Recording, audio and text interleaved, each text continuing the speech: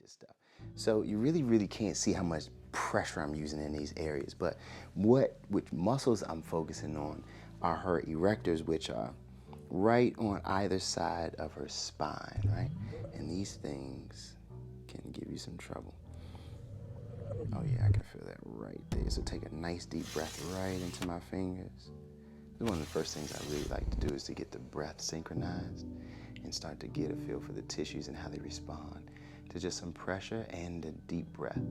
And if you're paying attention, you can start to feel these fibers start to break apart. You can feel them twitching a little bit inside of there. Good. Now some people have the, yeah, it doesn't matter. Okay. So this is always easier when the person's laying face down. So we're not gonna do that this time because I already got my camera set up. So what we're gonna do is we're gonna do some stretching for power this time, okay? So since this side is the side that feels tight and we need to try to create some balance here, we're gonna have her drop her left ear to her left shoulder. Excellent.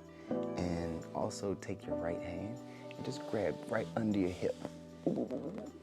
Yeah, just like that. Yep. Now we're gonna anchor that shoulder and we're just gonna bring this down. Good, right back up to the top. Big breath in. Exhale, left ear to left shoulder, and we're just gonna apply a little bit of pressure. And we don't hold these stretches for longer than 2 seconds because of the myotatic reflex. If you've had anatomy and physiology and you're unaware of the myotatic reflex, then you need to go back to your books and you need to look at it. Because a lot of you guys are causing the central nervous system to go into its fight or flight response. Good, all right. So we're gonna do the other side now, okay? Good, how's that feel? So my vertebrae crunching. Yeah, so we're making some space in here because we opened up the tight side first. That's really important because even though the person is complaining of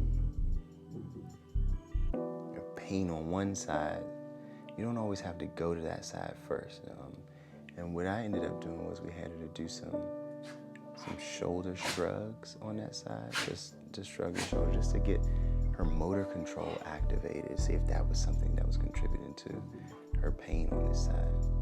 But even now, like I'm holding the attachment to her levator right here at her superior angle on her scapula, and it is twitching and jumping around. You feel that? Yeah, I'm not even applying a lot of pressure right now. He's just gotta be on the camera. That's like his thing. Hold on, don't mess with it. All right, so we got transverse processes in here, and yeah, that's just what goes on with her neck. You all might have other things that go on with your neck, but yeah, the only time I feel it back in alignment is when she gets it adjusted by a chiropractor. How's your neck feel? How's your shoulder feel right now? This is the one that feels okay. The weak side was, yeah, it feels good. It doesn't feel like it's in pain anymore.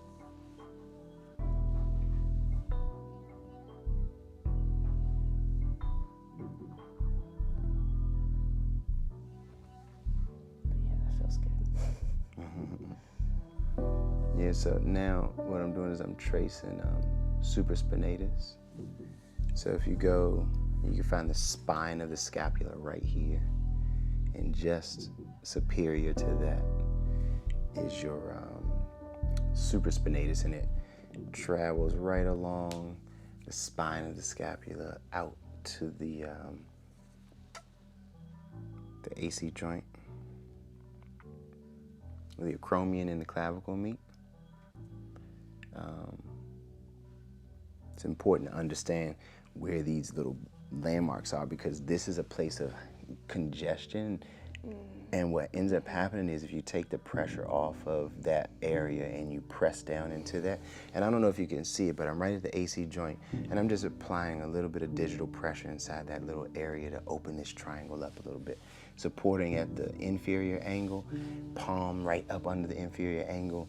Got the spine of the scapula, the medial border and the lateral border right in between my hands, and I'm just holding on to that and applying some pressure. And so by lifting on the scapula a little bit, it takes the tension out of the upper trap, and then it allows you to get into the AC joint just a little bit. And then I always use jostling, because jostling is really good for the central nervous system, just to let things go. And that jostling has a way of distracting the CNS so that it can let go of the tension. That upper part feels so good. Please don't stop. All right, so what she's telling me right now is that this feels really good when I press in here. So what she's getting is her first rib is like really high up on her shoulder, but you add a little bit of jostling, and then the person can't really hold on to the tension, and stuff just starts to let itself go. How's that feel? Amazing. Yeah. Thank you. A couple of different things. I know I said a lot, but go back and run the tape back a couple of times. AC joint, make sure you understand the different angles of your scapula. Know how to find the spine of the scapula. Know how to find your supraspinatus.